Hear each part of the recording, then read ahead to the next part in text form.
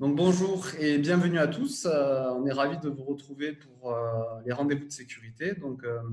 C'est une opération que les chambres de commerce, d'industrie, donc d'Occitanie, mènent en partenariat avec la Directe et l'ensemble des acteurs du PRST Occitanie. Donc c'est la troisième année qu'on renouvelle cette opération. Pour cela, on a gardé notre fil rouge en fait, qui est la prévention primaire, hein, et en lien avec toutes les actions que peuvent mener les acteurs du PRST.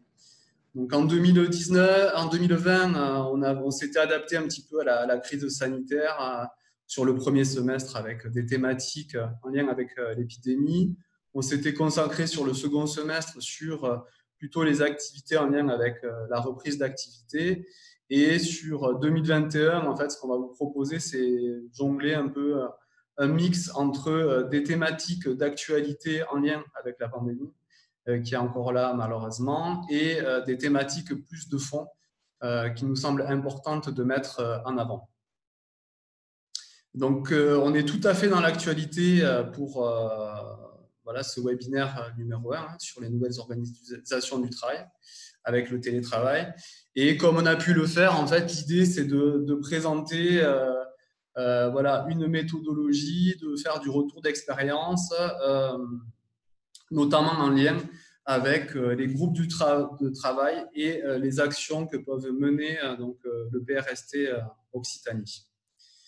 Donc en introduction, là, on a eu un rappel du ministère du Travail en début de semaine, alerté en fait par un sondage, puisque aujourd'hui on est censé être en télétravail à 100% lorsque cela est possible, et ils se sont aperçus en fait que le pourcentage de télétravail avait chuté entre le mois de novembre 2020 et ce début d'année. Du coup, il y a eu un rappel un petit peu voilà, de cette directive avec le protocole sanitaire qui a été mis à jour fin janvier. Et du coup, un rappel dans le sens où voilà, les principes généraux de prévention, je vous disais tout à l'heure, la prévention primaire, le numéro 1, c'est d'éviter le risque. Donc, en étant en télétravail, on évite forcément les interactions, d'où le risque de contamination. Et l'autre point fort en fait, à mettre en avant un petit peu sur ce communiqué de presse, c'est vraiment la co-construction de la mise en place du télétravail et avec la consultation notamment des organismes sociaux. Donc voilà, ce qu'on va vous présenter aujourd'hui, c'est vraiment en plus dans cette philosophie-là. Voilà. Deux points avant de céder la parole donc, à Virginie Vagé, donc, notre consultante. Juste rappeler, donc, je suis Vincent Garneau, chargé de projet donc, pour la CCI Occitanie, qui organise aujourd'hui cet atelier en collaboration avec la CCI Toulouse. Et donc, Yann Drugarolas, ici présent, qui la représente. Pour en fait aller un petit peu plus loin, on a souhaité en fait vous proposer à la suite de ce webinaire des ateliers complémentaires, comme cela a déjà pu être fait et, en CCI territoriale l'année dernière. C'est-à-dire que on va vous, en fait, la méthodologie qu'on va présenter aujourd'hui, on vous propose des ateliers pour justement voilà, comment concrètement travailler et la mettre en œuvre chez vous. Donc, en fin de webinaire, dans le questionnaire de satisfaction, vous aurez la possibilité de vous préinscrire sur les 3 dates que nous allons vous proposer. Donc, si certains ne pourraient pas rester jusqu'à la fin, voilà, soit par retour de mail sur mon adresse ou en lien avec votre conseiller territorial, vous aurez jusqu'à lundi midi pour vous signaler. Et ensuite, on vous fera passer du coup comme un doodle en fait pour vous préinscrire sur la date choisie et on essaiera de vous répartir au mieux, sachant que le nombre de places est limité. Donc, on n'a que 3 sessions. Voilà. On fera le détail des ateliers en fin de présentation, mais je voulais voilà, vous le dire que si jamais certains doivent nous quitter un peu plus tôt, ils aient la possibilité de s'inscrire. Voilà, pour moi, je pense que j'ai tout dit. Donc, je vais maintenant passer la parole à notre consultante qui va vous détailler le programme du jour et enchaîner sur la présentation. Donc, voilà, je vous souhaite un très bon webinaire.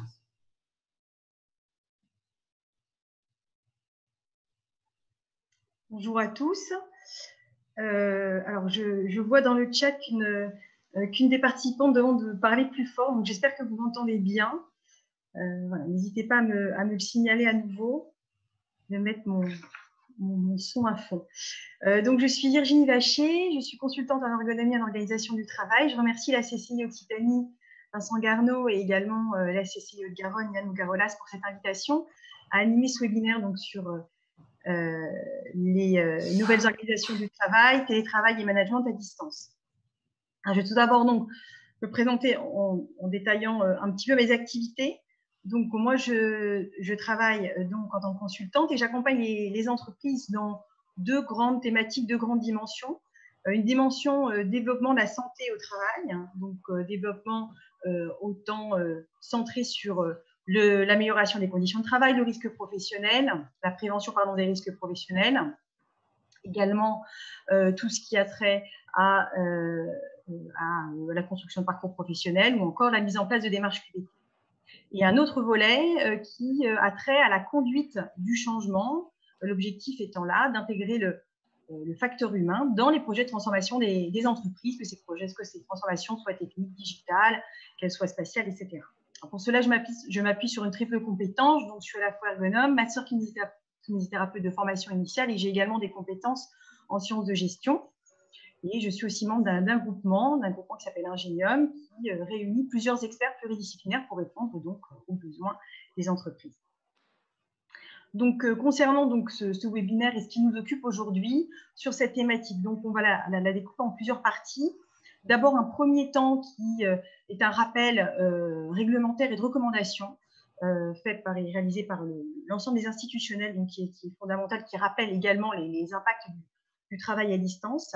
Et puis ensuite, on fera vraiment un focus sur une des dimensions de ce travail à distance, qui est la relation managériale. Et c'est vraiment là où il va y avoir cette mise en pratique, cette proposition d'un dispositif d'appui aux pratiques managériales que je vais développer cet après-midi, avant de repartir pour conclure sur des bonnes pratiques et des outils qui sont mis à disposition, à la fois donc, dans le cadre de l'amélioration du renforcement des pratiques managériales, mais on réélargira à ce moment-là le propos à l'ensemble des dimensions à prendre en compte dans le télétravail.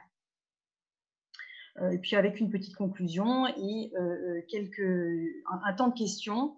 Et le webinaire sera entrecoupé par une petite question de sondage. Voilà. Alors.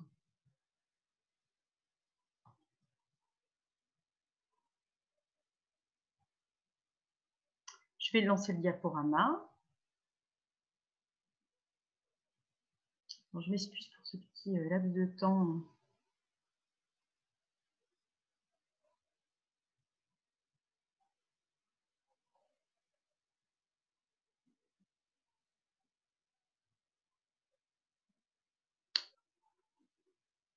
Bon, écoutez, je vais partir de cette façon-là. J'espère que vous voyez bien l'écran. Merci. Merci, Vincent. Je vais essayer de faire mieux pour le contrôle.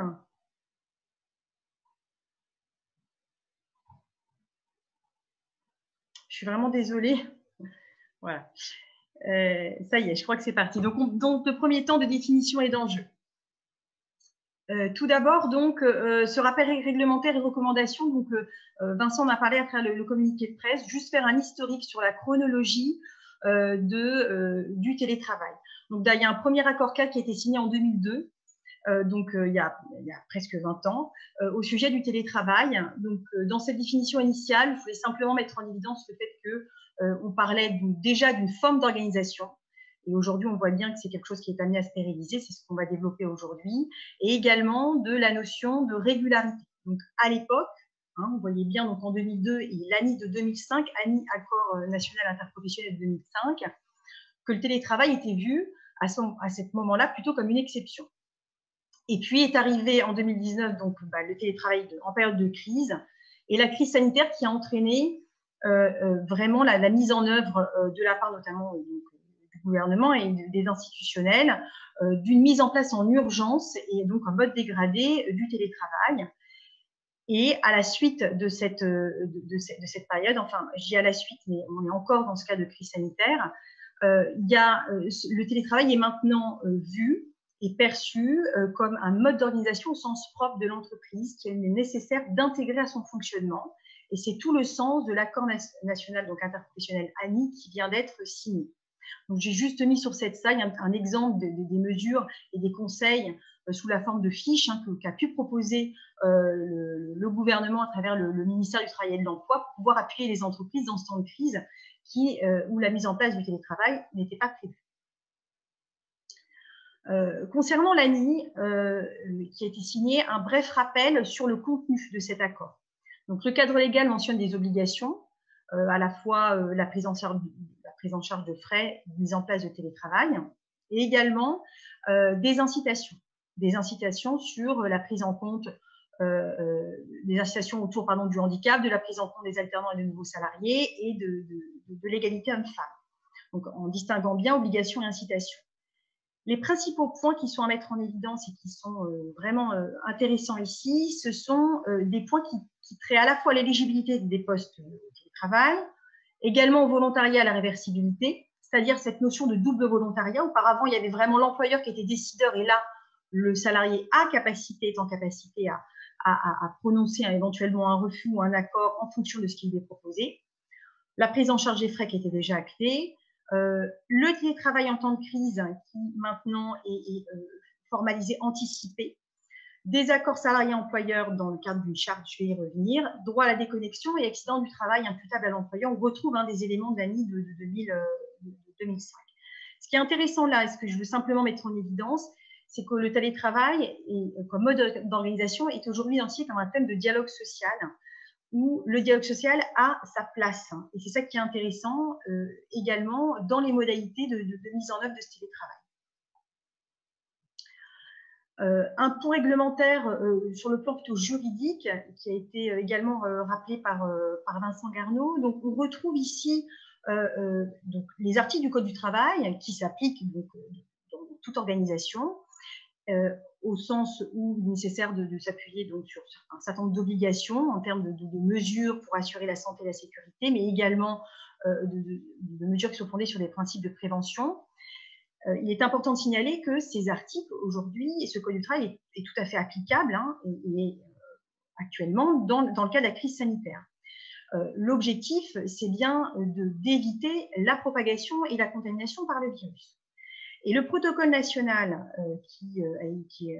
le protocole qui a été émis donc pour assurer la santé et la sécurité des salariés face à cette épidémie. Donc, c'est un protocole qui est réactualisé régulièrement et qui prend en compte l'avis des instances de santé publique.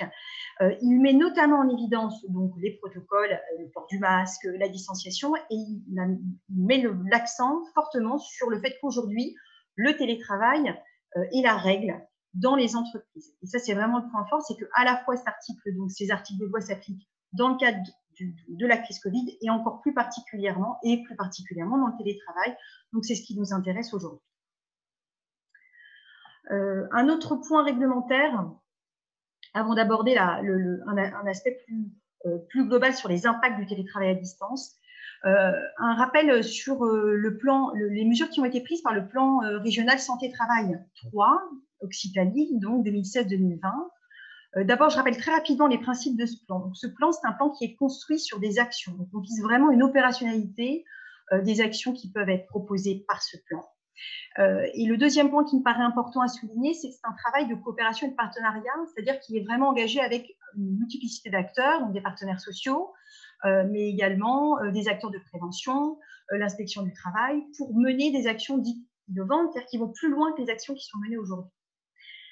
Les actions en question, et en lien avec le télétravail, thématique qui nous intéresse aujourd'hui. Donc, je vous ai mis ce schéma qui est la représentation synthétique de ce plan santé-travail. On retrouve donc 3 axes déclinés en 10 objectifs, avec plus précisément 2 objectifs qui nous intéressent particulièrement, qui sont le développement de la qualité de vie au travail et le dialogue social. Donc, on a bien vu dans l'ANI que c'était vraiment un point fort qui était développé et sur lequel le télétravail s'appuie.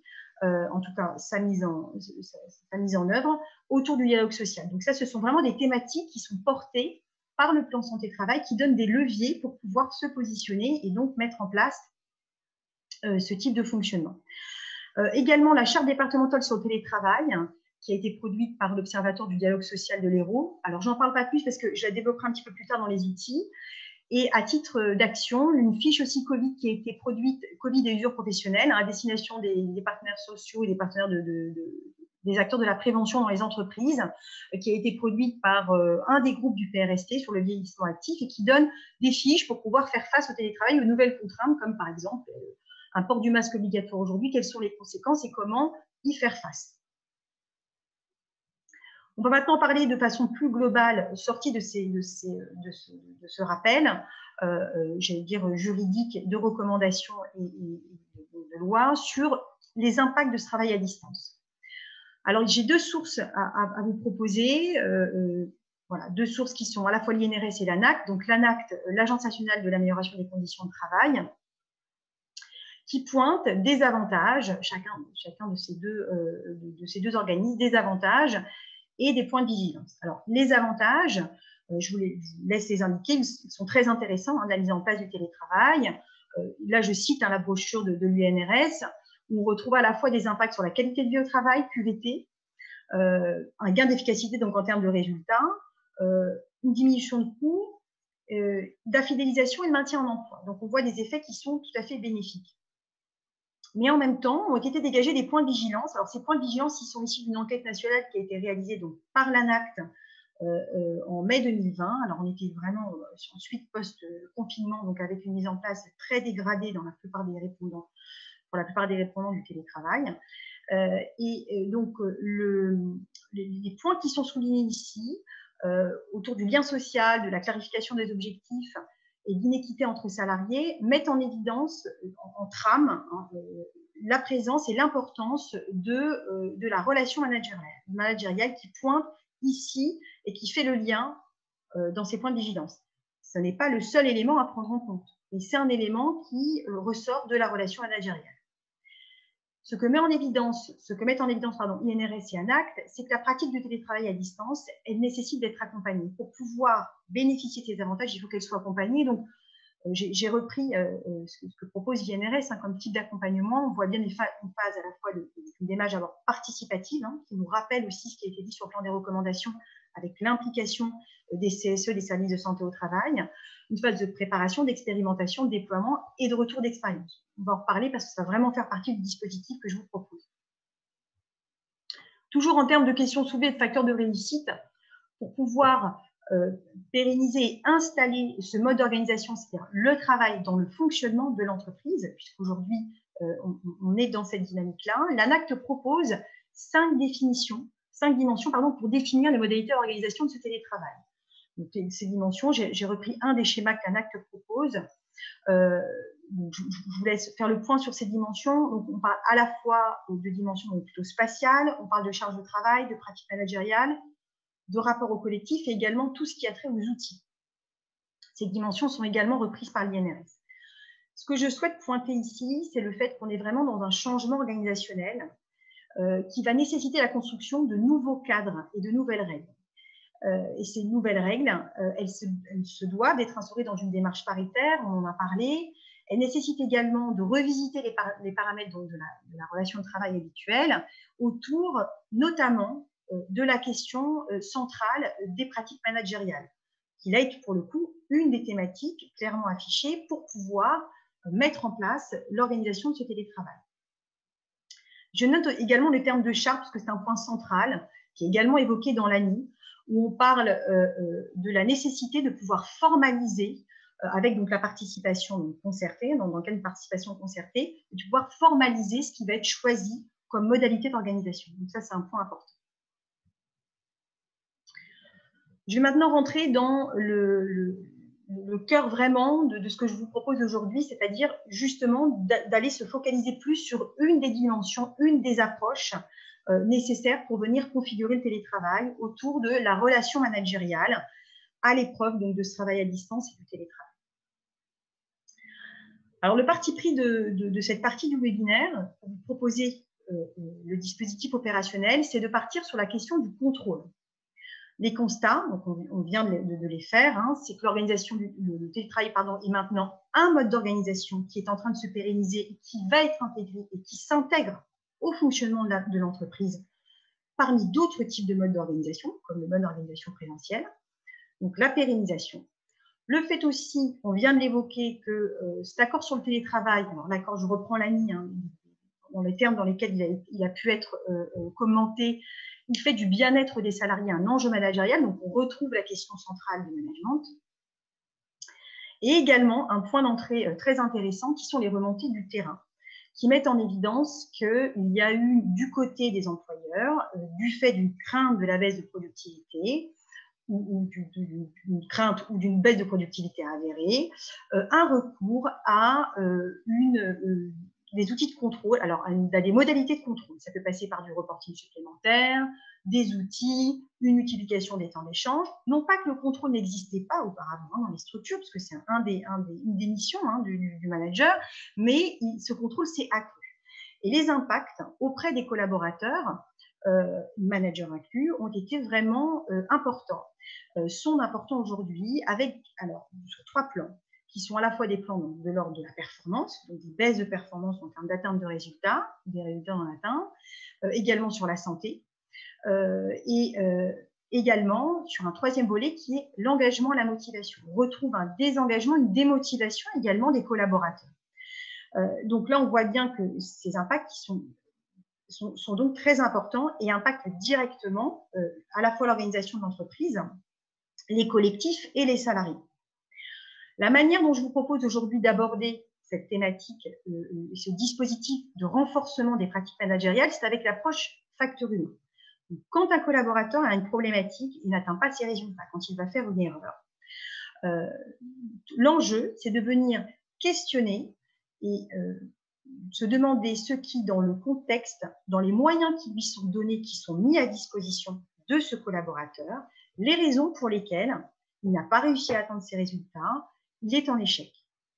Donc, cette manière d'aborder les choses va nous amener, en tant qu'expert facteur humain, à aller questionner un ensemble de dimensions. Donc, les moyens, quand on parle des moyens qui sont mis à disposition, c'est des moyens humains, organisationnels, techniques. Donc, on va aller questionner ces dimensions. Comment est-ce qu'on va faire ça? On va aller collecter des données factuelles sur le travail et on va les mettre à disposition, on va les discuter de façon concertée avec l'ensemble des parties prenantes, que ce soit collaborateurs, managers et d'autres parties prenantes qui ont attrait à cette situation, pour pouvoir co-construire des solutions qui vont à la fois être pérennes, des compromis, mais également des solutions qui vont être acceptables par tous et qui vont pouvoir se mettre en œuvre, être opérationnelles. Cette approche, elle est donc concertée, factuelle, multifactorielle, elle est un petit peu différente d'une approche individuelle. C'est vraiment une approche collective du travail et elle n'est pas focalisée sur le comportement individuel de la personne, sur le plan personnel. On va vraiment aller chercher les causes des problèmes dans l'ensemble de ces dimensions. On parle d'actions qui sont conditionnées et c'est ce qui nous intéresse dans cette approche facteur humain. Donc, un point tout d'abord autour de la question du contrôle dans les pratiques managériales, un point d'abord sur la relation managériale. Donc, la relation managériale, c'est une relation qui est asymétrique parce qu'elle a un lien de subordination entre donc, un manager et un collaborateur. Donc, le manager, lui, il a un ensemble de missions qui est donc le pilotage de l'activité, avec notamment des missions d'afficher des objectifs, il est amené à organiser le travail, répartir les tâches, prioriser, prendre des décisions, également animer l'équipe, la soutenir et contrôler. Ce pilotage se fait aujourd'hui à partir d'outils et ces outils donc sont des indicateurs qui montrent le résultat atteint. Donc il y a un enjeu de performance très important pour le manager qui a besoin de contrôler le résultat et qui a besoin de piloter, d'utiliser ces outils de pilotage pour pouvoir piloter son activité. D'un autre côté, donc le collaborateur, lui, dans son lien de subordination, on attend de lui, bien sûr, qu'il puisse faire face aux situations, aux événements qu'il rencontre, prendre les bonnes décisions au bon moment, pouvoir faire face aux contraintes, pouvoir s'organiser, prioriser, pouvoir aussi demander de l'aide s'il y en a besoin. Et pour cela, on va s'appuyer bien sûr sur les compétences, hein, les savoir-faire, les connaissances qu'il peut avoir, mais également sur le savoir-être et les soft skills autour de l'autonomie, de l'écoute, de la coopération, des capacités de travail en équipe. Donc, d'un côté, on a un enjeu de performance et de contrôle du manager, et d'autre part, on a, côté collaborateur, un enjeu d'autonomie. Et ce qui va pouvoir arriver à articuler ces deux enjeux, c'est la relation de confiance qui va la structurer. Cette relation de confiance, et c'est donc le schéma que je vous propose juste à droite, en fait, elle est double. C'est vraiment une notion de responsabilité partagée. En fait, le collaborateur, le manager, je vais commencer par le manager, a besoin de faire confiance à son collaborateur parce qu'il doit lui confier des missions et éviter d'être systématiquement derrière lui pour le contrôler. Et il a besoin également de pouvoir bénéficier de la remontée de ses difficultés. Donc, il faut qu'il gagne sa confiance. D'un autre côté, lui, le collaborateur, il a évidemment besoin de se mettre en évidence, mettre en visibilité sa compétence pour se voir confier des missions et être valorisé. Et en même temps, il faut qu'il soit en capacité de remonter ses difficultés sans risque d'être sanctionné. Donc, on voit bien qu'il y a ce double enjeu, cet équilibre à trouver. Et on vise l'efficacité, la fiabilité, c'est-à-dire l'objectif, c'est vraiment à la fois d'être efficace en termes de résultats de l'action coordonnée, des résultats attendus, mais également en termes de fiabilité au sens de la sécurité et de la santé. Donc, on est vraiment sur ces deux niveaux. Il s'agit de, comme dit l'auteur, puisque cet auteur, c'est Laurent Van Belleghem, de se rassurer mutuellement en s'informant justement. Donc, on voit bien qu'il y a une mise en visibilité de l'intention des deux protagonistes, managers et collaborateurs. Alors, le gros souci de cette relation de confiance, c'est qu'elle ne se voit pas. Ou alors, quand elle se voit, c'est quand ça ne marche plus, voilà, elle est difficile, c'est une construction progressive et fragile qui va nécessiter un cadre formel, c'est ce que je vais développer. En tout cas, ce qu'on constate aujourd'hui dans le travail à distance, c'est que le fait de ne pas se voir va avoir une tendance au fait que le manager va multiplier et augmenter le contrôle, ou en tout cas, il va se passer des remontées des difficultés du collaborateur, où le collaborateur sent qu'il n'a plus les possibilités de remonter ses difficultés. Donc, il y a ce lien de confiance qui se distend. Et tout l'enjeu, ça va être de pouvoir voir comment est-ce qu'on peut restaurer cet équilibre.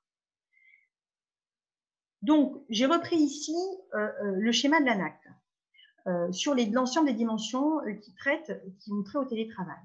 Le cadre formel que j'évoquais tout à l'heure, ce cadre formel ici, il renvoie aux moyens qui sont donnés par l'organisation pour construire ces équilibres entre les raisons donc, de chacun de se faire confiance. Et on retrouve dans le schéma de l'ANACT l'ensemble des dimensions, à la fois techniques, organisationnelles et humaines, autour des 5 dimensions qui ont été évoquées tout à l'heure. J'ajoute ici que ces 5 dimensions, ce n'est pas des dimensions qui sont isolées, bien sûr, elles interagissent, on parle de combinaison de facteurs. Et ce qui était intéressant dans cette approche par le contrôle, c'est qu'ici, je vous propose de rentrer par la charge de travail. Parce que la charge de travail va permettre de questionner les résultats, leur évaluation et donc les modalités de contrôle. Ça ne veut absolument pas dire que le travail à distance ne doit que se centrer sur la charge de travail et cette approche. Mais par contre, ce qui est intéressant, c'est qu'en rentrant par la charge de travail, on va pouvoir aller justement explorer les autres dimensions. Et on va notamment pouvoir explorer cette dimension de contrôle, donc qui est un des enjeux de la construction des pratiques managériales. Alors, je rappelle d'ores et déjà les gains du fait d'avoir des pratiques managériales qui sont renforcées. C'est à la fois des gains en termes d'amélioration des résultats, en sens performance, de la qualité de la production, de la relation client, mais c'est également des gains en termes de préservation de la santé pour les collaborateurs et les managers, puisqu'on est évidemment dans une relation. Et c'est également, donc là on est dans un gain qui est organisationnel et collectif, mais c'est également un gain en termes plus individuels, d'engagement, de développement de capacité d'action, qui va se traduire notamment, par exemple, par des indicateurs de réduction d'absentéisme ou de fidélisation, qui sont des indicateurs et des facteurs des gains qui sont plutôt plus individuels et qui font tout à fait partie et qui sont tout à fait des éléments qui sont favorisés par le renforcement des pratiques managériales. Alors, je vais rentrer maintenant dans le dispositif Je vais rentrer maintenant dans le dispositif d'appui. Voilà. Virginie, on avait C'est prévu bon? le petit sondage juste avant. Ah, pardon, excuse-moi. J'essayais en plus de régler mon histoire d'affichage. Donc, C'est voilà. pour ça, c'est moi qui ai repris la main, je suis désolé. Donc du coup, oui, avant de passer au point 4, on a un sondage pour connaître, vous faire participer, avoir votre avis sur la définition justement qu'est-ce que la charge de travail et comment on va la mesurer. Donc, logiquement, ça a dû s'afficher chez vous. Oui, je vois que c'est bon. Donc, il y a 2 questions en fait. On vous laisse 1 minute pour répondre et ça nous permettra de faire le lien avec les parties suivantes. Donc, la première concerne en fait la charge de travail. C'est des questions à choix multiples. Donc, pour vous, qu'est-ce qu'elle est? Donc, 4 réponses possibles.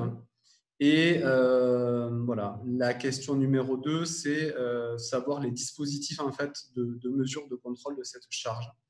Voilà, toujours à choix multiples et savoir voilà, la fréquence et qu'est-ce qu'elle représente pour vous. Je vois que les premiers résultats commencent à arriver.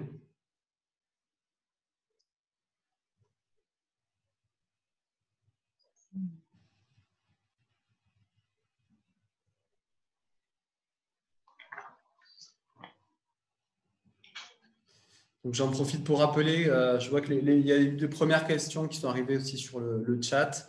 Donc n'hésitez pas à poser vos questions au fil de l'eau. On les reprendra en fin de présentation, en les présentant, en les rappelant à tout le monde. On va essayer de donner un sens méthodologique pour les poser. Donc, mais voilà, vous de votre côté, posez-les au fil de l'eau et nous on essaiera de retrouver un ordre chronologique pour y répondre. Je laisse encore 10 secondes pour les derniers. Voilà, n'hésitez pas à voter. Du coup, je vais partager les résultats pour que Virginie Vacher puisse nous les commenter et reprendre la main ensuite pour le déroulé de la présentation. Donc, merci d'avoir répondu. Voilà, je vais laisser Virginie commenter. Voilà, il vous suffit de cliquer sur la croix pour former la page suivante pour reprendre la présentation. C'est à vous, Virginie. Merci. Donc, je vais essayer d'être meilleure que tout à l'heure dans la manip. Je suis désolée, j'avais un petit souci d'affichage, donc j'en ai oublié la partie sondage. Donc oui, effectivement, tout l'enjeu, c'est avant de rentrer dans la partie dispositif, de faire un petit point sur votre représentation de la charge de travail. Voilà, donc c'est bon?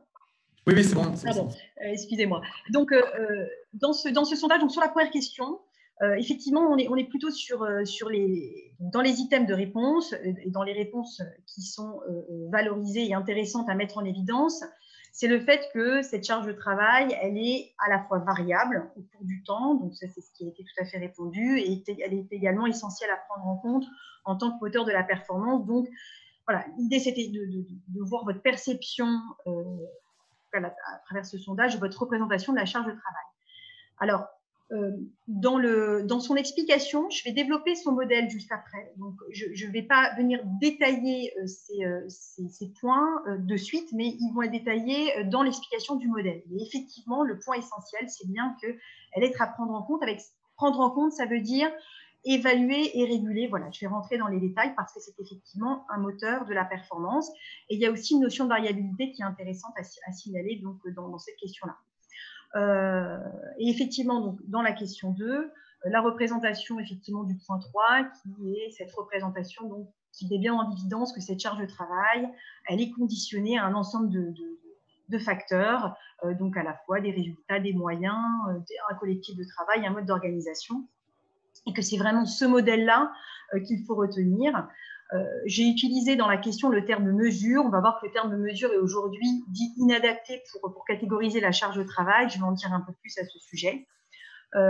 Et le point qui était important à signaler ici, c'est que la charge de travail, c'est quelque chose qui va s'évaluer de façon itérative et continue, un peu comme le pilotage qui nécessite de l'activité, qui nécessite de l'ajustement, dans la définition que j'en donnais tout à l'heure. Et elle fait aussi opposition, ce modèle-là fait un peu opposition au fait que l'on vient traiter la charge de travail uniquement à travers les résultats obtenus. Donc, le 2.2.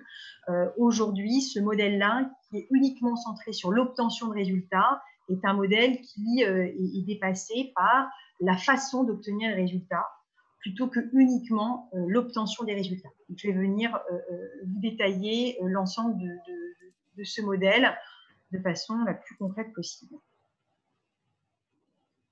Je coupe mon micro et normalement, je vous laisse reprendre le contrôle. C'est noté.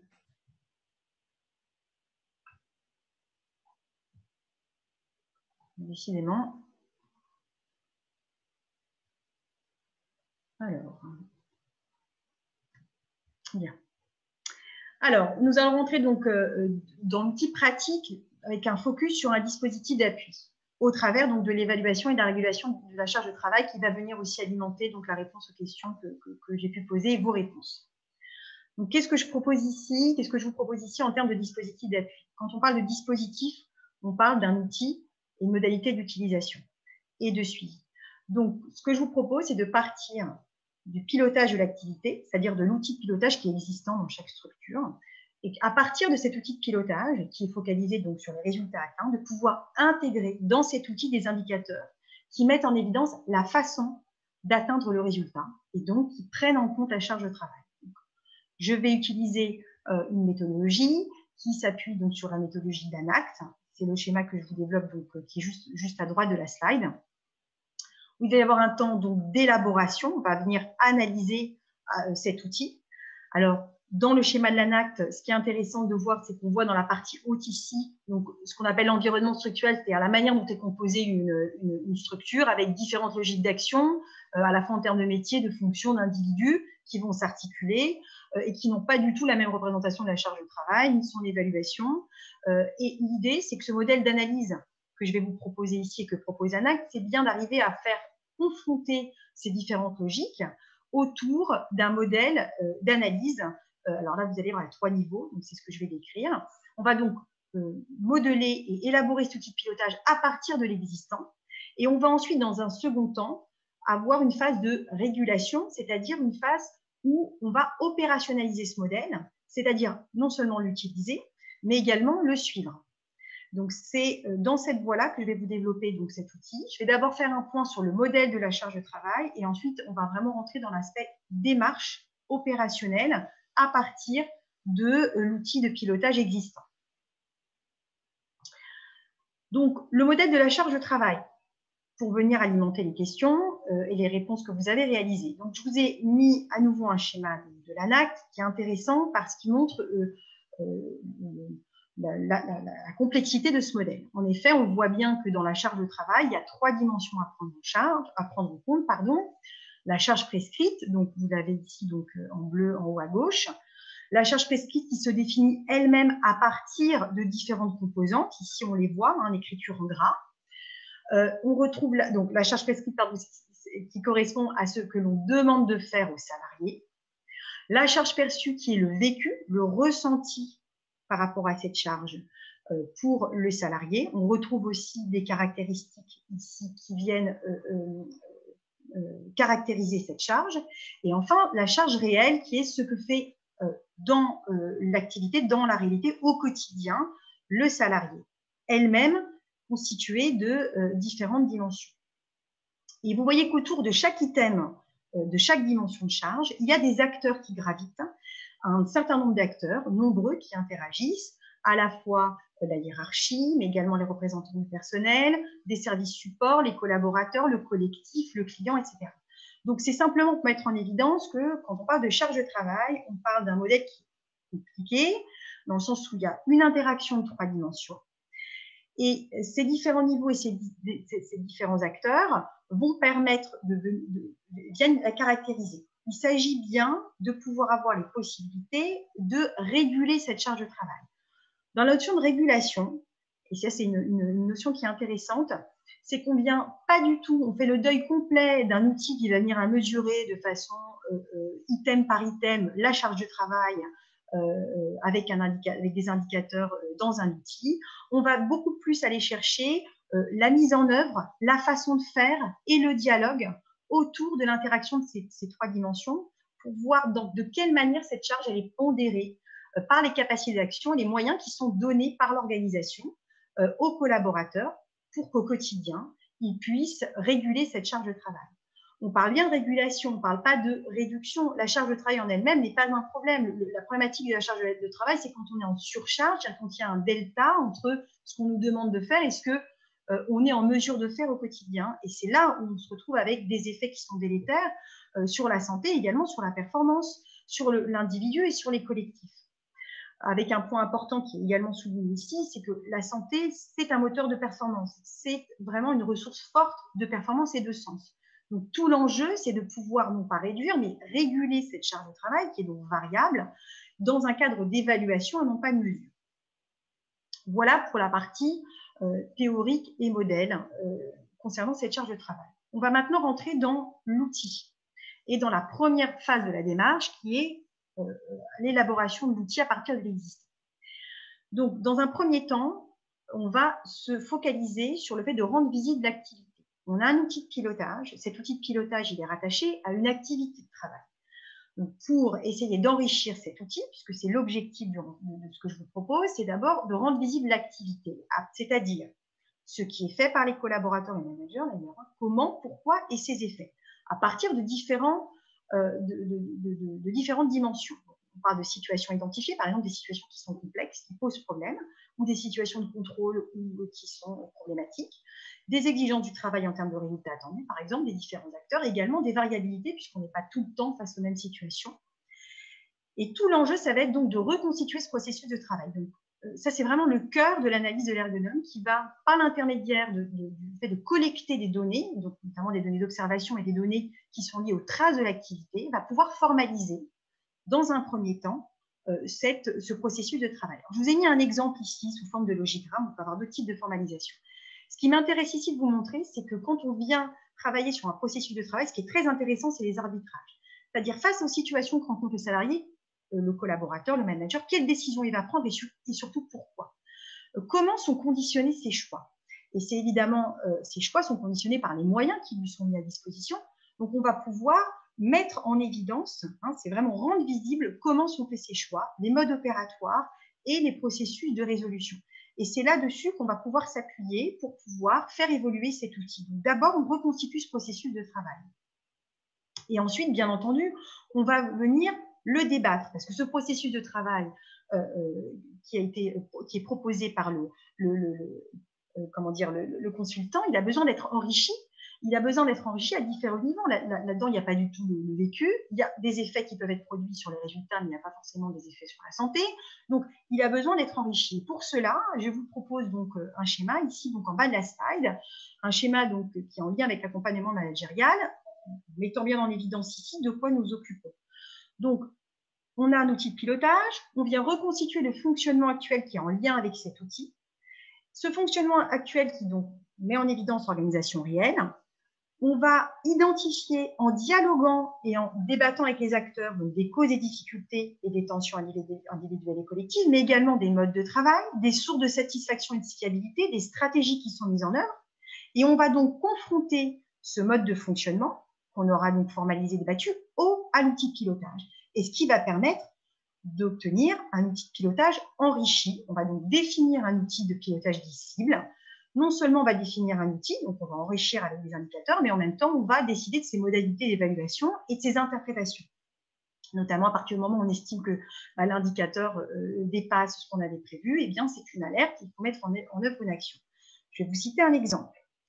On est dans une structure, donc j'interviens dans une structure on est avec des assistants commerciaux, pardon, donc il y a une dizaine d'assistants commerciaux. Ces assistants commerciaux, ils sont évalués, donc l'outil de pilotage de leur manager, c'est l'évaluation du nombre de mails traités par semaine.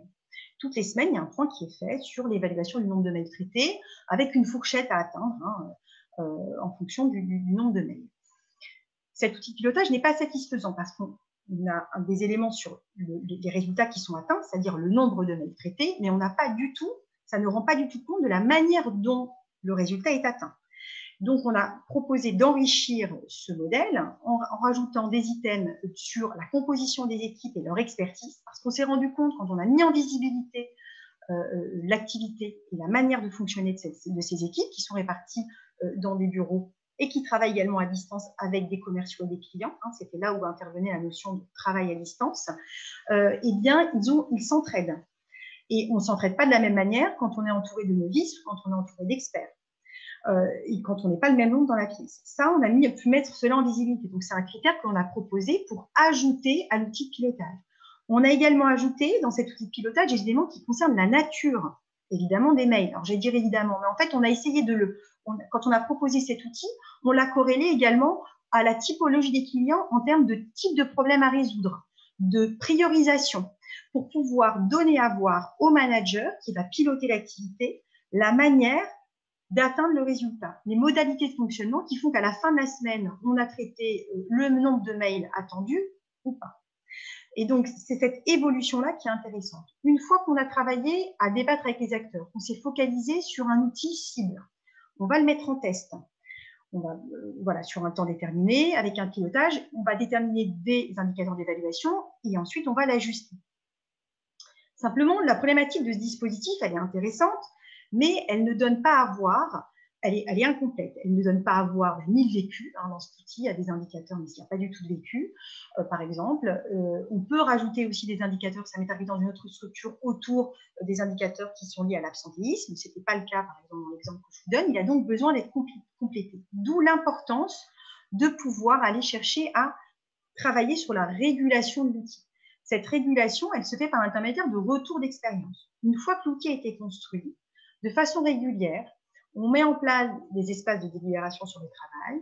Ce sont des espaces ou des moments qui sont orientés performance. Hein, on n'est pas du tout dans un groupe de parole, on n'est pas du tout sur cet aspect-là. On va travailler sur l'outil, son fonctionnement, les modes opératoires, le vécu, les effets qui ne sont pas du tout indiqués dans cet outil. Ça va permettre aussi d'être un temps d'échange sur les difficultés qui ont été rencontrées.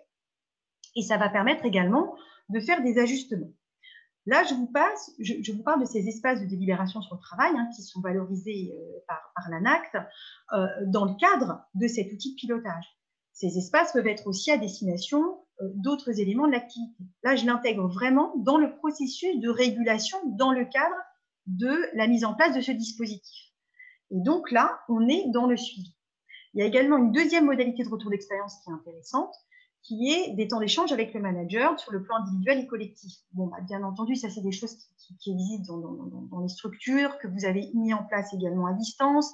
Voilà, il n'y a pas de scoop, hein, sur le contenu de ces temps d'échange. Par contre, ce qui est intéressant, c'est que du coup, ça va permettre de produire de remontées d'informations, de la reconnaissance et de la valorisation, parce qu'il y a une lisibilité dans la manière dont le manager va évaluer et dont les remontées sont prises en compte par le manager.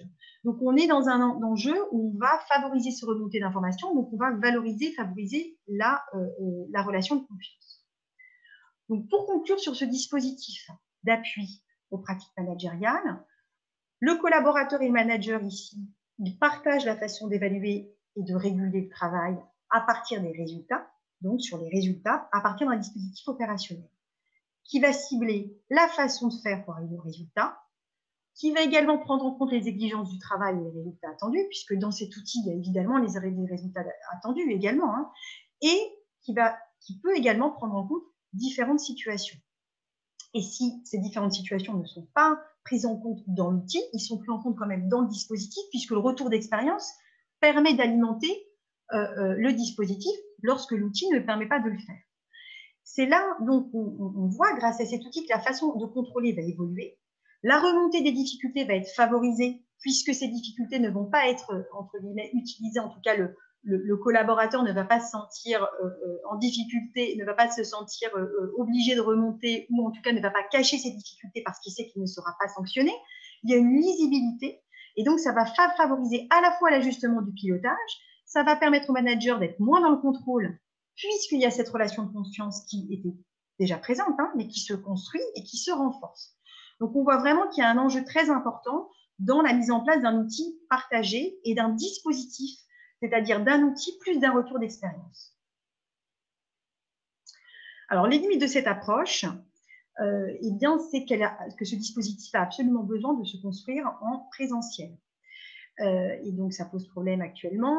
On a vu les nouvelles recommandations, enfin, nouvelles, elles étaient en cours, hein, mais vraiment le fait qu'aujourd'hui, le télétravail, c'est la règle, avec la possibilité de venir, dans la mesure du possible, hein, des activités télétravaillables, bien entendu, et qu'il y avait la possibilité de venir un jour par semaine au bureau. Mais ces dispositifs-là, ils ont besoin, voilà, d'être élaborés. Il faut se voir pour pouvoir les élaborer. Donc, c'est une première limite.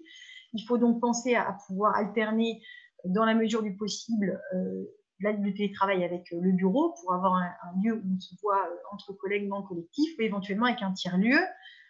Mais ce tiers-lieu, il faudrait qu'il permette la réunion aussi des collectifs. Donc, soit c'est le télétravail qui s'alterne avec le bureau, soit c'est le tiers-lieu qui s'alterne avec le bureau. Ce dispositif aussi, qui est donc une véritable démarche, elle nécessite un engagement des décideurs. Comme vous l'avez vu, c'est quand même un outil qui va demander, donc, certes, une démarche concertée avec des parties prenantes, mais qui va demander du temps, de la construction, de l'appropriation. Et il faut que les décideurs soient en capacité vraiment d'accepter la négociation et le débat avec l'ensemble des acteurs. Donc, il faut avoir des modalités qui puissent permettre l'appropriation de cette démarche, et notamment dans le temps. C'est une démarche complexe. L'objectif, ce n'est pas d'en faire une usine à gaz qui soit inutilisable, mais justement pour que ça devienne un processus opérationnel, il faut absolument prendre du temps, le construire, faire des ajustements et débattre. Et ça, c'est vrai que ça demande une forme de souplesse, en tout cas un engagement des décideurs. Et enfin, le dernier point, c'est que cette entrée par la charge de travail, le contrôle, et donc le dispositif ici, comme je vous propose, ce dispositif qui est lié au pilotage de l'activité, c'est une des dimensions qui vient structurer le télétravail. Il est très important également de s'intéresser aux autres dimensions et d'aller les instruire, notamment autour des collectifs de travail, mais également des aménagements du poste de travail, de la personnalisation des espaces, des outils informatiques et de leur fiabilité, de l'accessibilité, de la maintenance, etc. Donc, il n'est pas question, effectivement, de ne pas tenir compte de ces autres dimensions. C'est donc l'objet du cinquième et avant-dernier point, qui est de repartir en élargissant ce zoom que nous avions fait sur ce dispositif qui vise vraiment à renforcer les pratiques managériales, de venir l'élargir ou s'intéresser à nouveau à l'ensemble de l'organisation du télétravail autour de bonnes pratiques et de retours d'expérience. Alors, je vous propose une salle de bonnes pratiques qui est un peu difficile à digérer, mais il me semblait important de vous soumettre d'abord l'infographie qui est produite par l'ANACT autour des différentes dimensions et à prendre en compte quand on parle de télétravail. On voit, donc c'est la partie haute de la slide, c'est donc ici la partie bleue. Donc, on voit qu'effectivement, on a bien entendu des composantes autour du management à distance, mais on a aussi des composantes qui sont tout à fait absolument nécessaires pour la mise en place de ce télétravail, l'équipement d'outils pour collaborer à distance, également des temps de déconnexion, pouvoir aussi s'aménager une zone de travail dédiée. Donc, on voit bien qu'on est vraiment dans le traitement de l'ensemble des dimensions. Je vous invite plutôt à aller consulter cette infographie qui est beaucoup mieux mise en page que la proposition que je vous fais là et qui donnera des indications sur ces bonnes pratiques. Un autre partage que je souhaitais faire avec vous, c'est donc le bas de la slide ici. Alors, c'est un document de l'ANACT, c'est un plan d'action en fait qui présente des modalités, un cadre pour développer et intégrer le télétravail comme mode de fonctionnement, mode d'organisation, pardon, dans le fonctionnement de l'entreprise. Donc, l'ANACT définit un cadre et elle définit un certain nombre d'étapes, donc un préambule, des principes généraux, des modalités de mise en œuvre qui se déclinent. Donc, j'ai volontairement fait un zoom sur ce cadre avec, sur la gauche ici, vous avez des items qui sont à traiter. Donc, on retrouve des items qui sont effectivement liés au management, mais pas que, des critères d'éligibilité, des critères de temps de travail, des critères d'accès également au télétravail ou de conditions de mise en œuvre au quotidien. On voit bien qu'on est beaucoup plus large que uniquement le focus sur le télétravail et le management, mais également sur la partie management. L'ANACT ici met bien en évidence le fait que quand on parle de modalités de contrôle de temps de travail ou de régulation de la charge, on fait appel sur la droite. Donc, vous avez ici des items là qui proposent des préconisations. Et dans les préconisations qui sont proposées, on retrouve ici la notion de principe de confiance. Donc, on voit bien le lien entre la notion de charge de travail, de régulation, de pratique managériale également, et du rapport à la confiance autour notamment de dispositifs spécifiques. Donc voilà pour un premier état des lieux des bonnes pratiques. Je vous invite vraiment à les consulter. Ces documents sont dans les références biblio, à aller consulter les documents de l'ANAC qui sont mieux outillés, mieux mis en page. D'autres outils pour traiter de la question de l'organisation du télétravail. Les outils du PRST, donc je vous l'ai cité en introduction, c'est l'Observatoire du dialogue social de l'Hérault qui propose cela. Donc, l'Observatoire du dialogue social, c'est un organisme qui est tripartite avec à la fois des partenaires sociaux côté employeur, côté salarié, et également le partenariat, donc un troisième partenaire qui est la directe. Leur objectif, c'est notamment d'appuyer, de développer le dialogue social dans les structures. Ils ont donc produit 2 outils. Ce premier outil, c'est un quiz qui vous permet d'évaluer vos pratiques et l'instauration, la mise en place des pratiques du télétravail dans 6 dimensions dans l'entreprise. Donc, l'objectif, c'est de faire un premier diagnostic. Donc, je vous ai mis ici un extrait, hein, on le retrouve dans leurs documents, de cibles, hein, de radars que l'on peut retrouver autour donc, de ces 6 items. Par exemple, ici, sur l'item pilotage et mise en place du suivi du télétravail, quand vous allez chercher cet item, quand vous le complétez, vous retrouvez des questions autour de la mise en œuvre du DERP, et puis sa mise en adéquation avec le télétravail, la mise éventuellement en place d'une charte, la présence à la table en tant que partie prenante du CSE, etc., dans la mise en place de ce télétravail. Donc, on répond à un certain nombre de questions et ensuite, on a un radar qui permet de faire le point sur sa situation. Ce premier outil appelle un second outil qui est la charte départementale sur le télétravail. Alors ça, c'est un outil qui est très intéressant, qui n'est pas très long, hein, qui présente que quelques pages, qui a été produit en juillet 2020 et dont l'objectif, c'est vraiment la négociation aux futurs accords de l'entreprise. C'est une charte ce sont des items, un guide méthodologique qui est composé en 2 parties, avec d'une part des clauses, un ensemble de clauses, il y en a 11, et ces clauses sont accompagnées de préconisations. Et on sait, à travers l'ANI, hein, qui vient d'être validée là en décembre, et également avec le réglementaire qu'on a évoqué en début de webinaire, la nécessité aujourd'hui de mettre en place cette organisation de télétravail en concertation et à travers la formalisation de chartes et d'accords. Donc, c'est vraiment un moyen qui est très intéressant, dont on peut se saisir assez facilement pour pouvoir élaborer justement cette charte, en tout cas s'y appuyer. Un autre type d'outil qui est proposé par l'ANAC, donc qui est plus directement en lien avec le renforcement des pratiques managériales qu'on a évoqué préalablement. Alors, c'est un outil qui est intéressant parce que c'est vraiment un matériau vraiment qui peut être tout à fait utilisé dans le cadre du retour d'expérience, donc dans la partie dispositif dont on parlait tout à l'heure autour du suivi et de la mise en œuvre hein, de l'outil, autour par exemple du pilotage. En fait, c'est un format A4, une feuille A4, hein, c'est simple, une grille qui peut être complétée au quotidien par le télétravailleur et qui utilise donc 5 rubriques: vécu, points positifs, difficultés rencontrées, également propositions d'amélioration individuelle et collective. On parle de difficultés rencontrées, mais ça peut être aussi les ressources, hein, les manières, les modes opératoires qui sont bénéfiques, hein, qui peuvent aussi tout à fait être mis en évidence sur cette grille. On le voit ici en bleu. L'objectif, c'est que cette feuille de route puisse être complétée, que le manager puisse s'en saisir, au sens récupérer ces informations pour qu'au cours d'un retour d'expérience réalisé avec le collectif ou en individuel avec le collaborateur, il puisse débattre autour de données qui ont été formalisées déjà, qui ont été écrites. Alors, la limite de cet outil, eh bien, c'est que c'est un outil où il faut le remplir au quotidien. Ensuite, il faut aussi le traiter. Donc, ça demande à la fois pour les travailleurs de le compléter, à la fois pour le manager de traiter ces données. Donc, c'est aussi quelque part du travail en plus, ou en tout cas, c'est une activité qui est à intégrer aux missions du quotidien. Donc, il faut voir comment est-ce que ce type d'outil peut s'intégrer dans une activité de travail. Est-ce que ça doit être au quotidien? Est-ce que ça doit se faire sur cette manière-là? Mais en tout cas, c'est un bon exemple pour pouvoir alimenter le retour d'expérience.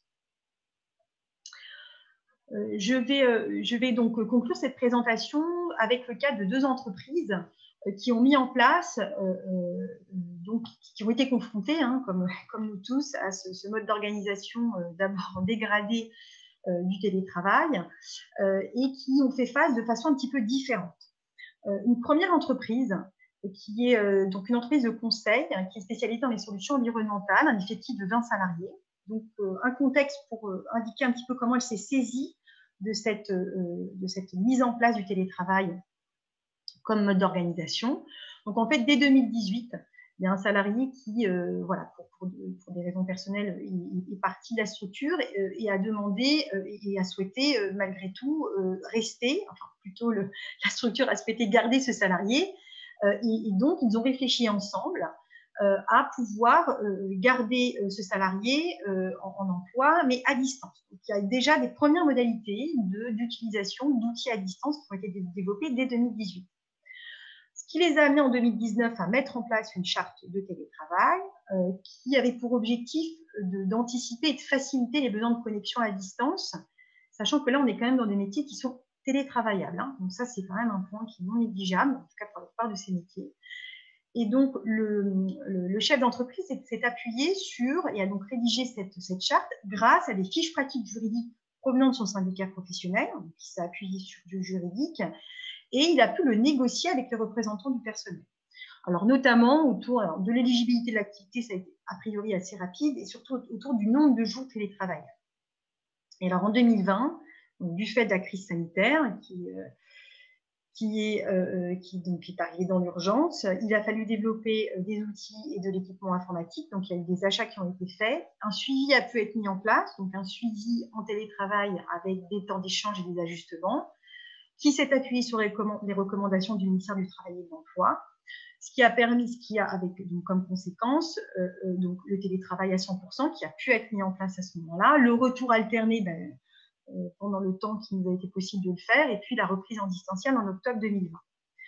Les impacts de ce télétravail dans cette structure, c'est qu'à la fois, il y a eu un coût, c'est-à-dire que le développement des outils qui a été mobilisé, qui a un certain coût financier, est plus élevé, bien plus élevé que la diminution des charges qui est produite par le fait que les salariés sont en télétravail, donc la réduction des charges en termes d'électricité ou de frais de déplacement. Donc, il y a un coût financier.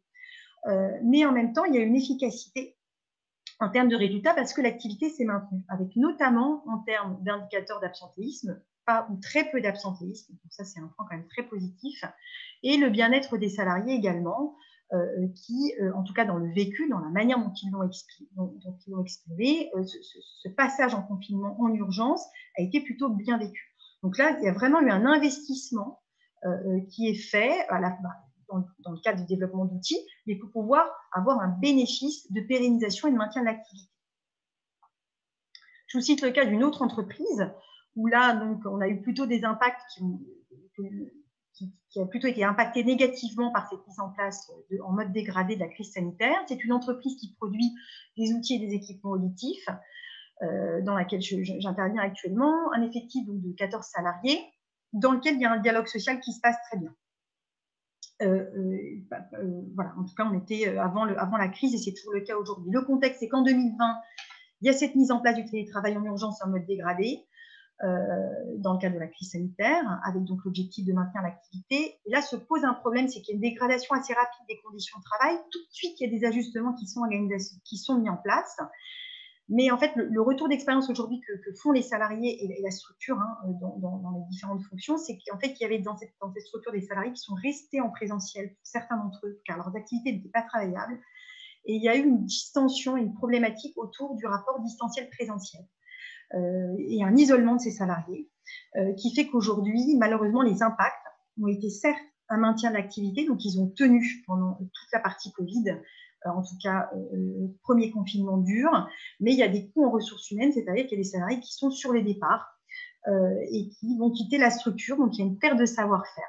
Alors bien entendu, l'entreprise ne s'arrête pas là, elle est en pleine réflexion avec l'ensemble des salariés de façon concertée pour réagir et pour trouver les moyens de faire face à ces difficultés, puisque le télétravail est en train de se pérenniser. Donc, la situation n'est pas, elle est problématique, mais voilà, tout l'enjeu de l'accompagnement, c'est de pouvoir mettre en place des leviers qui vont permettre de structurer ce nouveau mode d'organisation et de l'intégrer au fonctionnement de l'entreprise. Voilà pour ces deux cas.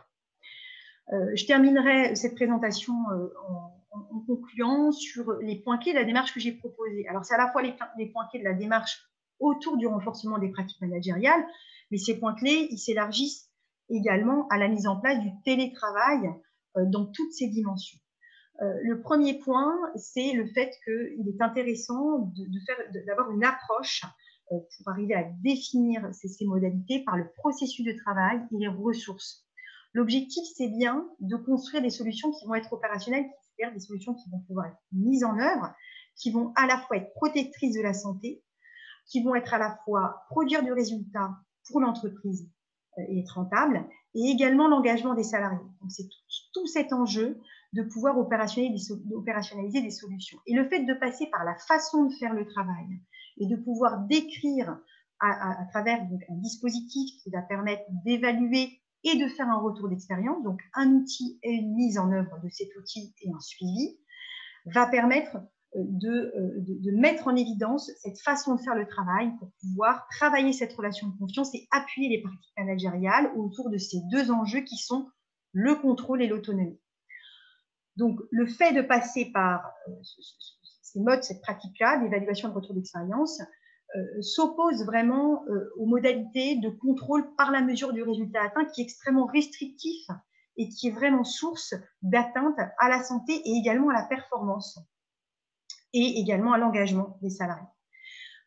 Et le dernier point qui est aussi très important, c'est que ça n'est pas une démarche clé en main, comme vous l'avez constaté, c'est une démarche qui est complexe, qui est compliquée, qui demande du temps et de la disponibilité. Donc, l'objectif, c'est de ne pas attendre que tout soit en place pour que cette démarche s'expérimente. C'est de pouvoir passer à l'action dès aujourd'hui. Dans vos structures, vous avez un outil de pilotage par activité. Enfin, un outil de pilotage pour tout, mais par rapport aux activités que vous menez. L'objectif, ça serait par exemple de prendre cet outil de pilotage, de regarder les items, les indicateurs qui sont produits, qui existent aujourd'hui, et de questionner cet outil en se demandant comment est-ce qu'on pourrait l'enrichir avec des données sur la façon de faire le travail. C'est-à-dire que ça ne soit pas un outil qui traite uniquement de la partie pilotage, mais qui soit enrichi par des modalités de charge de travail, donc sur le plan à la fois précis, mais également réel, et voire même du vécu, et derrière, d'enchaîner sur un dispositif peut-être de retour d'expérience. Comment est-ce qu'on pourrait mettre en place un retour d'expérience autour de cet outil ou de l'activité? Donc, n'hésitez pas à vous mettre en action. C'est tout à fait faisable et c'est justement l'objet de ce webinaire, d'arriver à vous proposer quelque chose qui soit opérationnel, en tout cas sur lequel vous pouvez vous mettre en action. Je vous remercie pour votre écoute. Je m'excuse pour les bugs d'utilisation au début de la session. Comme je ne vous vois pas, c'est toujours un peu compliqué de faire face à son écran. Et je vous remercie pour votre indulgence et je suis prête à répondre à vos questions. Merci Virginie. Oui, c'est les joies du direct, comme on dit. Et, je pense que ça, voilà, il n'y a pas eu beaucoup de péripéties. C'est juste le temps de lancer le diaporama et ensuite ça a très bien enchaîné, je vous rassure. Du coup, pour respecter le timing qu'on s'est fixé, donc voilà, ça fait à peu près 1 heure de présentation. En général, on vous libère maximum à 16 heures, donc on va respecter ce timing. On va passer au temps d'échange, donc avec vos questions. Et puis ensuite, on présentera les ateliers et il y aura l'enquête de satisfaction en suivant.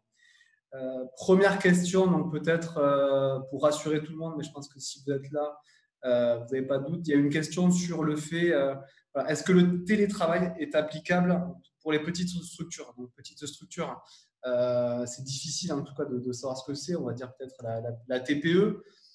Dans tous les cas, moi, j'aurais tendance à dire que oui. En tout cas, ça dépend du secteur d'activité. Hein. C'est sûr que les activités de service ont plus de facilité à développer le télétravail que les gens qui sont en production. Voilà. Dans tous les cas, je pense qu'il faut s'appuyer sur voilà, les 5 dimensions qui ont été présentées au démarrage, c'est-à-dire qu'il faut voilà, les espaces de travail, l'organisation du travail, les pratiques managériales, le rapport au collectif, et aussi on a une remarque sur les outils, voilà, d'avoir de bons outils qui fonctionnent. Voilà, je vous laisse compléter et puis ensuite Yann, voilà, je te laisse gérer la suite. À de suite. Oui.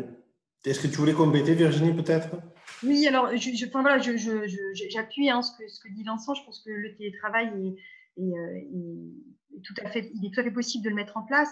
L'important, c'est effectivement de se focaliser sur comment le travail est fait actuellement dans la structure pour pouvoir, à partir de l'existant, faire un retour d'expérience. Alors, peut-être qu'il y a un mode dégradé qui a dû être mis dans le cadre du confinement. Et même si ce n'est pas le cas, on peut tout à fait faire déjà un état des lieux sur l'existant pour pouvoir ensuite se projeter sur quelles activités sont télétravaillables et comment organiser ce travail à distance.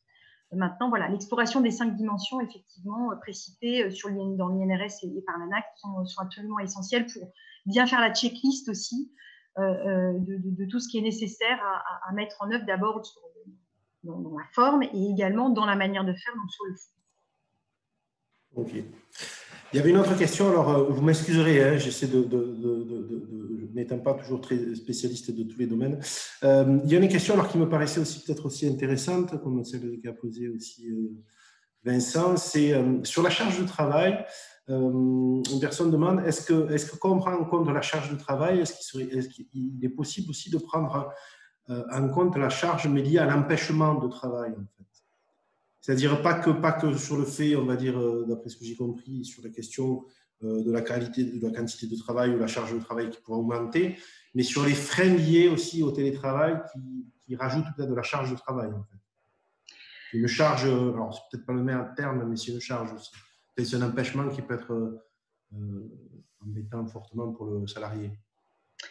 Alors effectivement, dans le modèle qui est défini par l'ANACT, quand on là dans ces 3 pavés là, charge réelle, prescrite et vécue, effectivement dans la charge réelle, il y a toute la partie de ce que ne peut pas faire hein, le salarié. Donc dans une charge de travail, dans ce qu'il va être en mesure de faire, on évalue également ce qu'il est en mesure de ne pas faire. Et quand on vient justement mettre en évidence et rendre visible le processus de travail, on prend justement en jeu dans les stratégies qui sont mises en place, les modes opératoires, dans les prises de décision, le fait qu'il n'ait pas choisi cette décision-là, parce que le critère, c'est qu'il était empêché, qu'il n'a pour X ou Y raison pas pu le mettre en place. Donc, on arrive à rendre visible cela par l'intermédiaire justement de la reconstitution du processus de travail. Et quand on vient travailler sur le choix et les décisions, tout l'enjeu, c'est effectivement, hein, je suis complètement d'accord, de voir aussi la décision a été prise ou pas prise et pour quelles raisons. Et on va travailler effectivement sur l'empêchement. Et le fait d'être empêché, ça entraîne des problématiques de sens. C'est-à-dire que l'impact de ne pas pouvoir faire ce qu'on aurait aimé faire, le souhaitable, on sait très bien l'impact que ça peut avoir. IFCO décrit ça très bien. Enfin, voilà, ça fait partie des auteurs qui travaillent sur l'empêchement, mettent très bien en évidence ces impacts en termes de sens et d'intérêt du travail que l'on va fournir. Donc effectivement, l'empêchement, c'est un point clé et ça peut être tout à fait intégré dans la reconstitution d'une activité à travers le processus. Alors après, comment le prendre en compte? C'est justement tout l'enjeu du débat avec les acteurs, quand on vient formaliser et quand on vient traiter d'un processus d'activité, de bien mettre en évidence cet empêchement pour pouvoir effectivement aller chercher les moyens d'y faire face. Ou alors de trouver une solution autre que des moyens s'il y a une contrainte et qu'on ne peut pas développer les moyens, mais de pouvoir y faire face parce que le collaborateur ou le manager est en difficulté par rapport à cette problématique-là. Donc, absolument, il faut non seulement l'identifier et traiter cette problématique. D'accord. J'espère que j'ai répondu à la question. Merci. Je pense que déjà, c'est pas mal.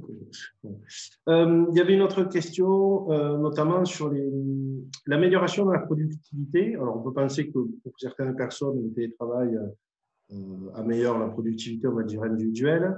Mais on se posait la question, en fait, sur le fait n'est-ce pas au détriment de la productivité collective? Et moi, je rajouterais, et si oui, est-ce que c'est prévu de le quantifier? Est-ce que c'est quantifiable ou est-ce qu'on arrive aussi à travailler sur ces notions de productivité individuelle et productivité collective? Et en même temps, je pense que c'est un peu lié, il y avait une question sur l'innovation et la création. Est-ce que le télétravail aussi n'empêche pas un peu de l'innovation par le collectif et la créativité? Est-ce qu'il n'y a pas vraiment quand même des grosses problématiques sur ces sujets, sur la productivité collective, la créativité? Qu'est-ce que vous en pensez? Alors, sur le point de l'innovation, en tout cas, il est clair que 100% télétravail, c'est absolument catastrophique. Les retours d'expérience font que le télétravail, tout le temps à 100%, effectivement, c'est un impact majeur à la fois sur la performance et donc sur la productivité et également sur la santé.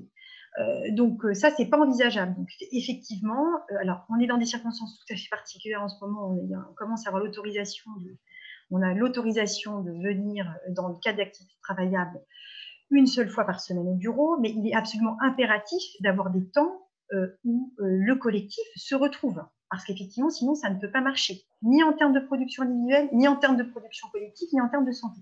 Donc, le 100% télétravail, voilà, non. Alors après, du coup, le fait d'être seul face à son écran en termes d'impact sur l'innovation, oui, on peut la questionner. Si on ne peut pas se voir, voilà, je pense que aussi, en termes d'innovation, c'est tout à fait questionnant. Donc, le télétravail 100% non. Donc, il faut trouver une alternance bureau-télétravail ou bureau tiers-lieu. Ça, c'est impératif pour pouvoir arriver justement à avoir des modalités de fonctionnement qui soient bénéfiques. Alors après, sur le plan de l'amélioration de la productivité collective et individuelle, ce qui est important vraiment à retenir dans le point de vue, dans l'approche que je défends et que je pratique, c'est qu'en termes de productivité, l'important, c'est comment cette productivité est atteinte. Il y a la productivité finale, hein, il faut la prendre en compte, mais l'enjeu, c'est vraiment d'évaluer comment cette productivité elle est atteinte. Et qu'on soit seul ou en collectif, c'est intéressant de voir les mécanismes qui vont permettre l'atteinte de la productivité qu'on s'est fixée, ou la non-atteinte, hein, pour le coup.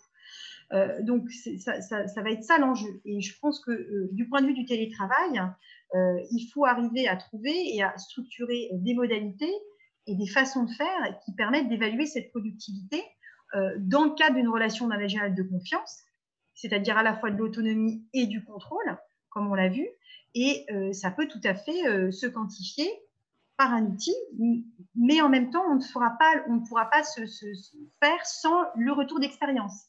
C'est vraiment un outil qui va pouvoir donner des indicateurs sur la façon de faire et également le retour d'expérience qui pourra traiter de ces problématiques de productivité, qu'elles soient individuelles ou qu'elles soient collectives.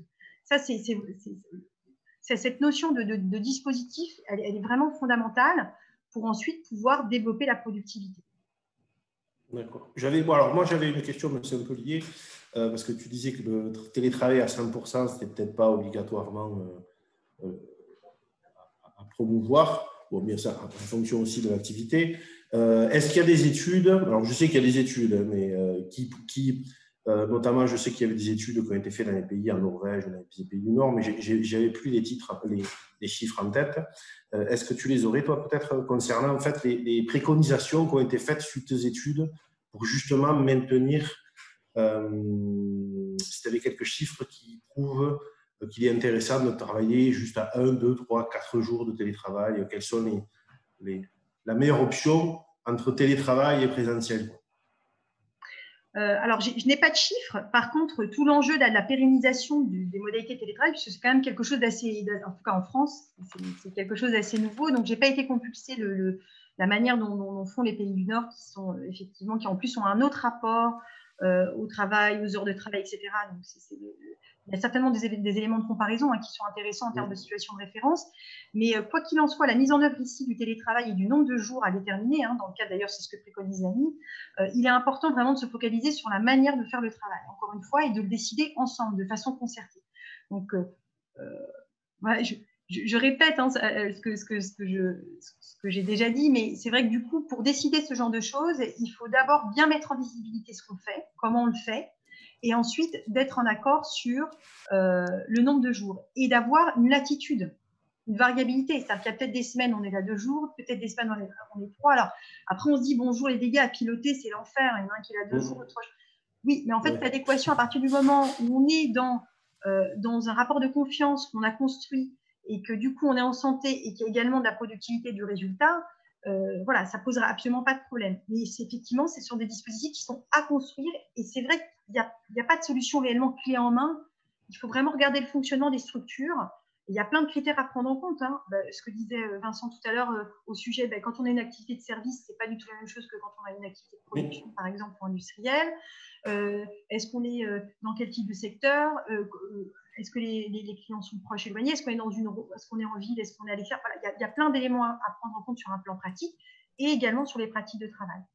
Donc non, malheureusement, je n'ai pas je n'ai pas de nombre de jours à donner, mais c'est quelque chose qui peut tout à fait se construire. Et le dernier point que j'ajoute, je suis un peu bavarde. Bon, on peut dire qu'en fait, c'est le 100%, non, mais après, il faut construire entre le 0 et le 100%, il y a des... Voilà, et puis surtout, il faut expérimenter. Si on voit que ça ne marche pas à 3 jours, il faut revenir à 2 jours. Voilà.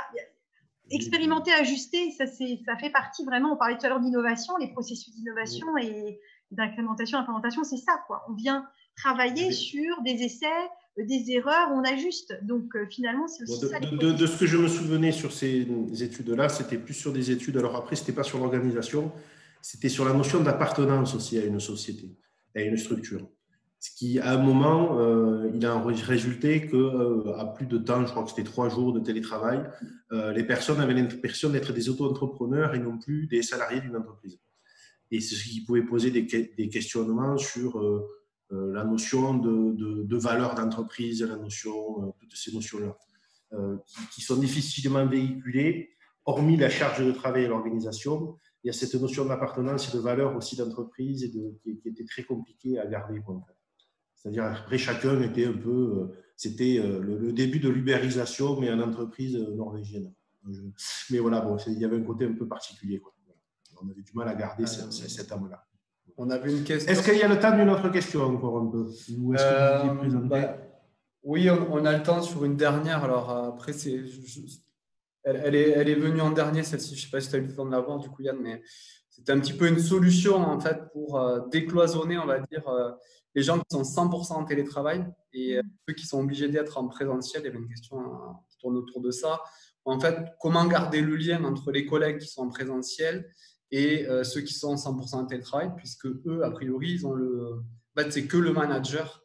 Ils sont en lien qu'avec leur manager. Donc, moi, à titre d'exemple, hein, puisqu'on est aussi sur ce modèle-là, on a instauré, par exemple, chez nous, un peu des cafés-in où, à minima, une fois par mois, en fait, la direction en fait, propose de réunir tous les collaborateurs et d'échanger un petit peu sur l'actualité des moments. Il y a aussi des exemples d'entreprises qu'on suit où eux, ils vont partager plus régulièrement par service en fait, le café qu'on faisait avant la machine à café. Voilà, ils se le sont calés le lundi matin et du coup, ils prennent une heure pour échanger un petit peu en parlant boulot, mais pas que. Voilà, ça fait partie peut-être des pistes à observer. Je pense que, comme le précisait Virginie, je pense que voilà, il faut expérimenter. Il n'y a pas une solution type. Et puis, il faut aussi ne pas hésiter à innover, c'est-à-dire changer. Il y a quelque chose qui peut marcher 2 mois, et puis après, les gens vont s'en lasser aussi. Voilà, c'était bien au début. Puis, une fois qu'on a entendu 3 fois la recette de je ne sais pas quoi, et puis le week-end d'un qui parle plus que les autres, on a peut-être envie d'autre chose. Donc, voilà, c'est toujours à co-construire en tout cas. Je vous laisse préciser, puis ensuite on présentera les ateliers. Alors, ce qu'on peut faire, c'est que ce qu'on peut dire, c'est de peut-être qu'on transmettra là sur le chat les questions et on essaiera peut-être d'y répondre, Virginie, quand on enverra le lien sur le replay, tout ça, de répondre peut-être à 2-3 questions auxquelles on n'avait pas répondu. Et puis on enverra façon les coordonnées de Virginie, donc vous pourrez reposer des questions aussi après. Oui, c'est vrai, parce qu'il y a plein de questions intéressantes, effectivement, en termes d'impact. Je voudrais juste ajouter que l'approche que je porte, l'approche facteur humain, c'est vraiment une approche qui est liée au fonctionnement, qui n'est pas liée au comportement individuel. On va vraiment essayer de collecter des données sur la façon dont le travail est fait. On va essayer de sortir d'une logique de comportement qui va venir, non pas qu'elle soit inintéressante, c'est pas du tout l'objet, mais c'est vraiment l'idée de venir se focaliser sur la façon de faire pour pouvoir créer un lien de confiance à partir de données objectivées, de prise de décision et de mode opératoire. Pour pouvoir recréer du lien, notamment, et faciliter l'animation du manager et des collaborateurs, encore une fois, faciliter le pilotage et les ajustements de pilotage, notamment quand on est à distance. Et effectivement, voilà, la problématique du tout distanciel, c'est très problématique. Aujourd'hui, les remontées sont très négatives des salariés qui sont tous en distanciel.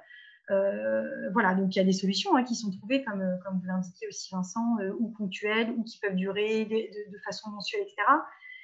Mais c'est vrai que le tout distanciel a vraiment des limites et on ne peut absolument pas se passer de dispositifs présentiels. Alors, sauf effectivement mode dégradé dans un temps limité parce qu'on ne peut pas faire autrement et on sait quand ça commence, on sait quand ça finit, donc ça, c'est en idéal. Mais voilà, c'est vrai que c'est peut-être une limite du processus. Merci pour ces compléments. Du coup, voilà, vous aurez les coordonnées, vous pouvez dès maintenant les noter, mais ça vous sera envoyé avec le support de Virginie Vacher, donc, qui a eu la gentillesse de répondre aux présences pour ce webinaire. Donc, comme je l'ai précisé dans le chat, en fait, et il y a eu des rappels, l'ensemble des documents qu'on a pu utiliser ou qu'on a identifiés comme faisant référence à la matière, donc les principaux bien sûr, hein, ce n'est pas une liste exhaustive, mais sont référencés ici et les liens seront actifs pour retrouver directement les sources. Voilà, vous avez 2 pages de bibliographie. On voulait vous parler en fait des ateliers qu'on va proposer donc, sur 3 demi-journées. Donc, je vais laisser peut-être Virginie juste synthétiser les objectifs et les programmes. Moi, je vous parle plutôt de la partie en fait, opérationnelle, comment ça va se passer. Donc, juste après, il y a l'enquête de satisfaction. Donc, sur la dernière question, la question 6, vous aurez la possibilité de nous faire remonter en fait, votre volonté de participer à ces ateliers. Également par mail, vous aurez jusqu'à lundi midi pour vous manifester auprès de votre conseiller local ou moi-même. Et en suivant, on laissera donc, on vous enverra un lien pour vous préinscrire en fait, sur la date que vous avez choisie. Et ça jusqu'à mercredi. Donc, dès la fin de la semaine, jeudi, vendredi, vous recevrez en fait la confirmation de votre inscription à l'atelier et les modalités de connexion et de réalisation de l'atelier, voilà, sachant qu'on limite à 5 personnes pour que ce soit vraiment opérationnel et qualitatif, basé sur l'échange et l'interaction, pour que vous repartiez avec quelque chose de concret en fait. Voilà, je pense avoir tout dit sur tout ce qui est logistique. Donc, mardi 22 à 14h, mardi 2 mars à 14h et mercredi 3 mars à 9h pour 3 heures. Voilà, je laisse Virginie présenter les prérequis et les objectifs et donc ensuite on passe sur l'enquête de satisfaction. Oui, donc je reprends la main pour l'explication de ces 3 ateliers. Donc, en termes d'objectifs, il s'agit vraiment d'une initiation et d'une sensibilisation. L'objectif, c'est vraiment de toucher du doigt ce dont je vous parle depuis maintenant 1 heure, autour de ces modalités de fonctionnement et ces façons de faire en utilisant des outils de pilotage que vous êtes susceptibles d'avoir, un outil de suivi d'une activité, et pour pouvoir commencer à regarder comment est-ce qu'on peut instruire cet outil et l'enrichir avec d'autres dimensions, d'autres moyens qui rendent compte de la façon de faire. Donc, on va plutôt être focus ici sur la notion d'outils à enrichir. On parlera également de la partie retour d'expérience et de la manière de le mettre en place. Mais l'idée, c'est vraiment d'essayer de parler de l'outil. Donc, ça veut dire qu'en termes de prérequis, c'est ce qui est noté, il va y avoir... L'objectif, c'est de partager des informations entre les structures. Ces informations ne sont pas confidentielles, mais l'objectif, c'est de travailler sur un outil de pilotage existant avec des items, avec des indicateurs que l'on puisse travailler, sachant que avec 5 participants, c'est quand même compliqué et très ambitieux en 3 heures d'imaginer qu'on va pouvoir travailler sur tous les outils. Mais l'idée, c'est au moins de travailler sur un outil pour comprendre l'approche et la manière d'aller développer donc, cette approche du processus de travail, de rendre visible le processus de travail et notamment les processus de décision. Il s'agit également de pouvoir capitaliser les enseignements de cet atelier vraiment vers une mise en action. L'objectif, c'est que vous puissiez ressortir avec l'envie de mettre en œuvre, même si, encore une fois, ça reste quelque chose qui est compliqué. Il y a des ressources par rapport à ça qui sont présentées également dans ce webinaire. Mais l'idée, c'est vraiment de pouvoir aller vers une mise en action, d'essayer, vous, de tenter dans votre propre structure, de vous questionner sur cet outil. Donc, il y a un aspect pratique sur l'outil et la visée des représentations, c'est-à-dire arriver à basculer donc, sur ces représentations qui sont plus focalisées sur le fonctionnement, l'atteinte des résultats, plutôt que le contrôle par l'évaluation stricto sensu du résultat. Merci pour cette présentation. Et, donc, ces ateliers en fait, sont mis en place dans le cadre de notre partenariat voilà, avec la Directe et l'ensemble des acteurs du PRST. Donc, ils sont vraiment proposés en lien avec les CCI et le partenariat direct. Je vous en ai parlé au tout début, donc voilà, on a un programme complet sur le premier semestre qu'on va vous proposer. Le prochain rendez-vous, c'est dans un mois, donc on garde voilà, notre fil rouge PRST et également les premiers jeudis de chaque mois, par exception des fériés, mais avec l'horaire à 14h30. Donc pour le prochaine thématique, voilà, on va reprendre un petit peu entreprise et risques Covid. Démarche de prévention du risque, approche et outils pour justement voir les nouveautés issues du protocole, du dernier protocole en destination des entreprises et vous donner les clés de lecture. Sur le premier semestre, donc au mois d'avril, on va traiter de la conception des locaux. Donc voilà, comment anticiper pour mieux maîtriser les risques. Ensuite, au mois de mai, on traitera le maintien dans l'emploi en lien avec les maladies chroniques évolutives. Et enfin, pour conclure le premier semestre, ça sera comment bien réussir l'accueil d'un nouveau salarié. Merci à tous en tout cas d'avoir participé à ce webinaire. Merci à l'ensemble des personnes qui ont permis qu'il se réalise. Donc, Virginie Vacher, la CCI Toulouse pour la co-organisation, l'ensemble des CCI territoriales qui font le relais également sur le terrain, les partenaires, donc notamment le principal, la Directe, et l'ensemble des acteurs du PRST. Je vous donne rendez-vous du coup dans un mois. Je vais arrêter l'enregistrement et on passe sur l'enquête de satisfaction pour notamment vous pré-inscrire. Merci à tous et à bientôt. Au revoir.